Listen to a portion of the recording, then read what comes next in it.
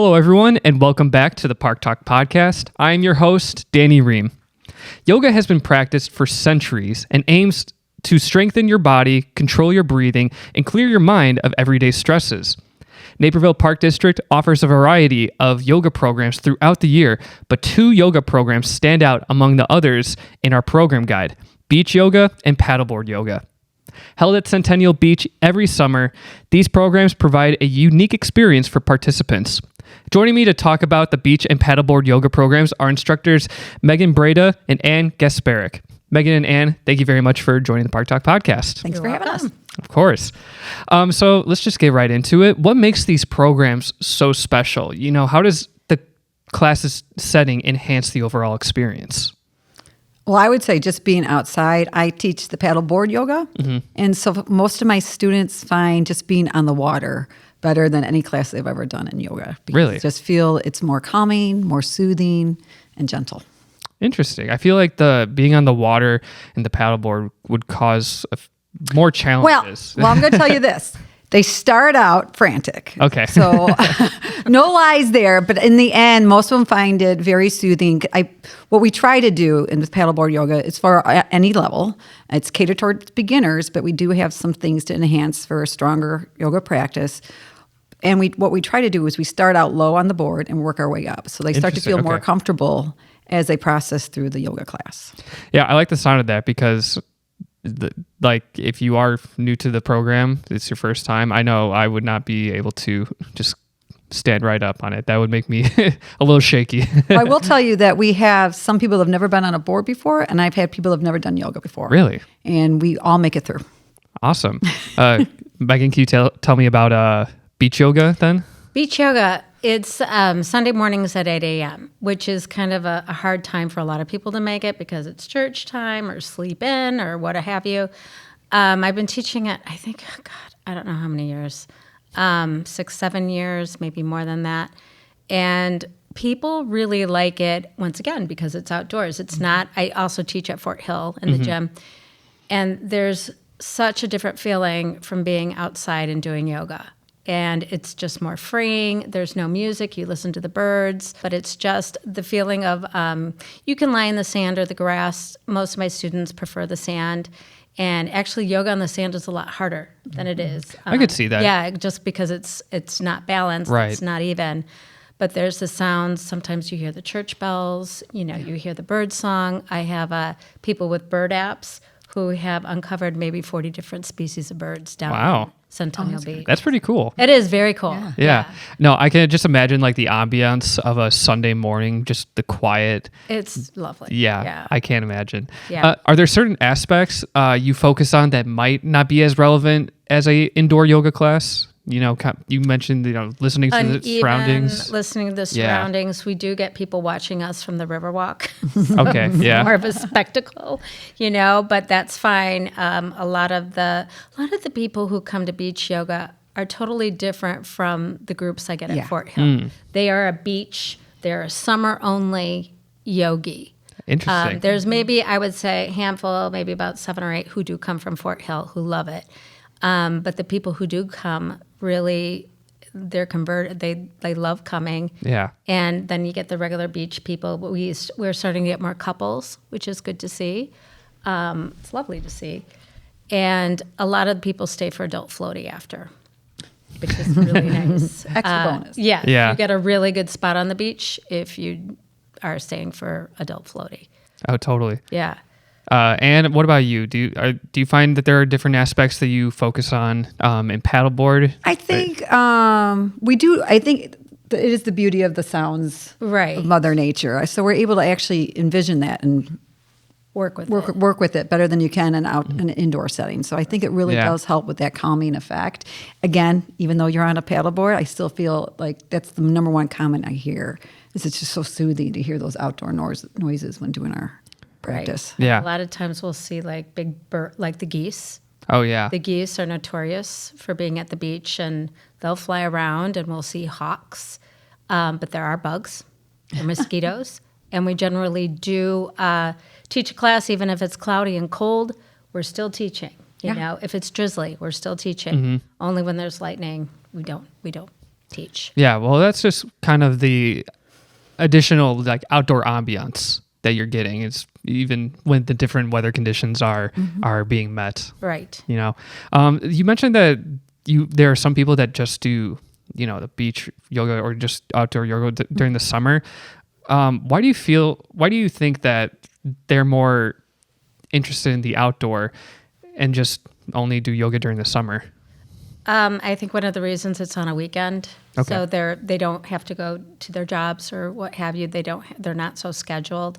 So we do tend to get the young moms and, you know, sometimes dads, and we get more people than we do at Fort Hill, where there's, you know, it's yoga during the day. They do have some night classes, but also a lot of people ride their bikes to class. Okay. So there's kind of a whole outdoor. Like a routine. Yeah. Like ride your bike, you know, go to beach yoga, stay for adult floaty, go out for a nice coffee. I mean, that's a whole Sunday morning, and it's a wonderful Sunday morning. Sounds lovely to me. Yeah, I mean, it's great. Yeah. So, I don't know. So Beach and Paddleboard Yoga have been a part of the Park District summer program catalog for several years. What do you think makes these programs so appealing?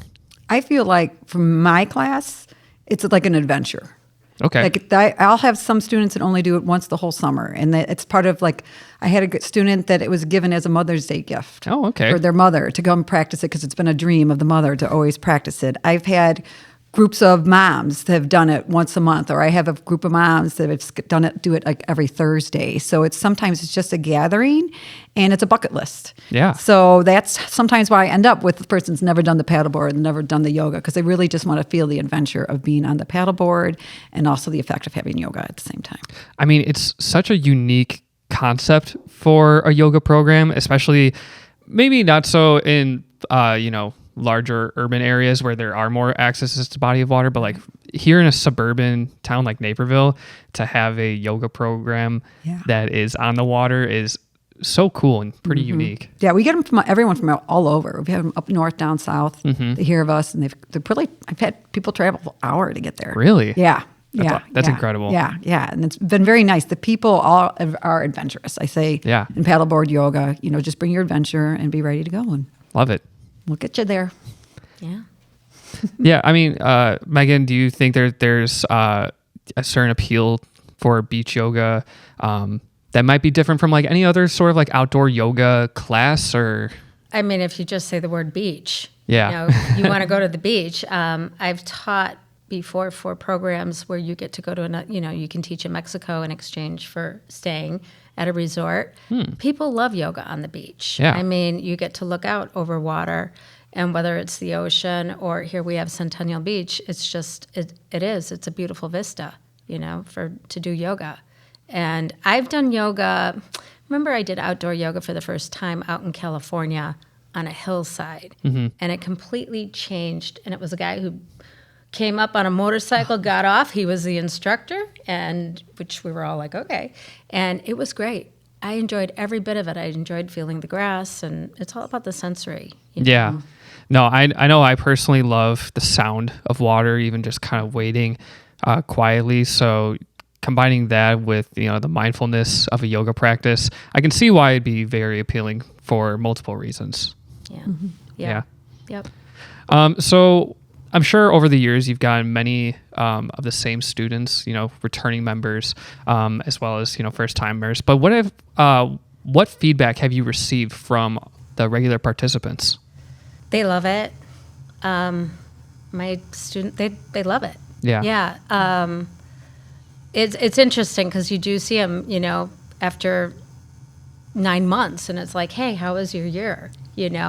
So it's kind of interesting. But also I have sub for Ann teaching stand-up paddleboard. So that's been kind of interesting because that's very interesting to teach. It's different. So I'm like, okay, whole nother mindset for being on the paddleboard. Right. So it's been kind of interesting to go into her world to see how to teach that, and you picture in your mind stand-up paddleboard, and you picture yourself just falling off into the water. That's what I picture. It rarely happens. Yeah. Right, Ann? Right. Honestly, rarely happens. Okay. Right. Our goal is to keep you on the board. I love that. Have you heard anything from your regular participants about, how much they like the program? They absolutely love it. Yeah. I rarely get a comment where, the worst comment I've gotten was to make it harder. Okay. So, Nice. Okay. yeah, so it's been the craziest thing. And I think that's just for you more experienced yogis that, just want to experience. But like I said earlier, I try to cater to the beginner and someone's a little more advanced in the sense that there's always a way they can adapt it to make it harder.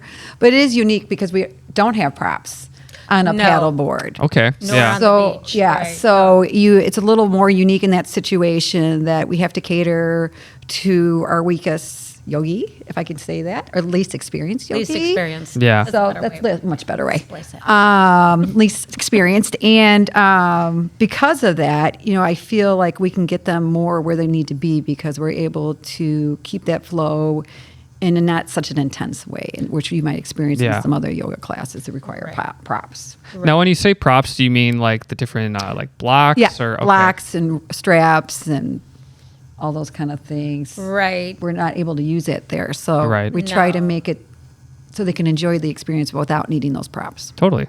And I tell people when they come to a class to bring a towel, obviously, bug spray, sunscreen. It's usually 10 degrees warmer at the beach. Yeah. I have realized they are going to get sandy. Yeah. You're not going to be there. And I've seen people you're going to get sandy. You're gonna feel, the beach, the sand. Mm-hmm. Yeah, it's it's an interesting experience, but it's a good one. Yeah, I feel. The sand, that's part of the beach yoga experience. As I'm sure, if there is a rare occasion that someone falls. Rarely, but yeah. Falls in. It's we're all human. I've fallen once myself. Yeah, exactly. So we've talked so much about this already, but if someone is new to yoga, can they start with beach or paddleboard yoga? And why do you think they should? I think just to give them an introduction to yoga that's not high energy. Sometimes people come to the gym and they'll come and do a yoga class. They will see people who have been practicing for years. And they'll be scared. They'll be like, I don't want to come back to this class because these people are not where I am. But this is it's entry level all the way up to wherever you want to take it. That's great. So if you know what to do to get a little bit more challenge, I usually cue, option 1, 2, 3, 4, 5 even. Yeah. And then people will pick one, that suits them. So and I also tell people, even if you want to just come here and lie down for an hour, fine. Watch other people, get it in your head, breathe, do some breathing on your back on the beach, and it'll kind of change up your summer. Yeah, Make I you have to more agree aware with all that. Yeah, Right. absolutely. We try to keep it so it's for you. The class is for you, and so you go to where you're challenged. And I think that's the best part about this class because it is It is a beginner's class. You don't feel pushed to go beyond where you need to push. And again, we still can alter the class to fit the more experienced. Right. Yeah. Yeah. Well, I know personally I'm not the most flexible person in the world. And the few times that I have done yoga, I'm always kind of thinking like, oh, I'm not going to be able to do so many of these moves. But it is, I feel like every class I have taken, the instructor is really mindful of the different participants and the different skill levels when it comes to yoga. So to hear that transfers over to these unique programs for yoga is really great. Because correct me if I'm wrong, I feel like yoga is all about your own experience through the practice. It's about your own journey. Yep. It's not about your neighbor or your teacher. It's about where you're how you at feel. in that moment. Right. Because How you you can be feel. the most experienced yogi in the world. You can wake up with a backache, a tight hip, and it's always in the moment. So you never know what's going to happen. Right. Yeah. And just keep an open mind. Yes. Awesome. I love to hear that. The Park District's Beach and Paddleboard Yoga programs, they, like we've discussed have offered a unique experience, a unique spin on the practice, and help participants across all levels of skill achieve personal milestones, both physically and mentally. If you're interested in trying either of these programs or any yoga program, register on the Naperville Park District's website. Ann and Meg'n, thank you so much for joining me on the ParkTalk Podcast. Thank you. Thank you. Of course. If you're looking for more content, you can find all our podcast episodes on Spotify, Apple Podcasts, SoundCloud, or at napervilleparks.org/podcasts. And full-length video episodes are available on the Naperville Park District YouTube page. As always, be sure to stay up to date on everything going on with the Naperville Park District by following us on Facebook, Instagram, and X, or by visiting our website at napervilleparks.org.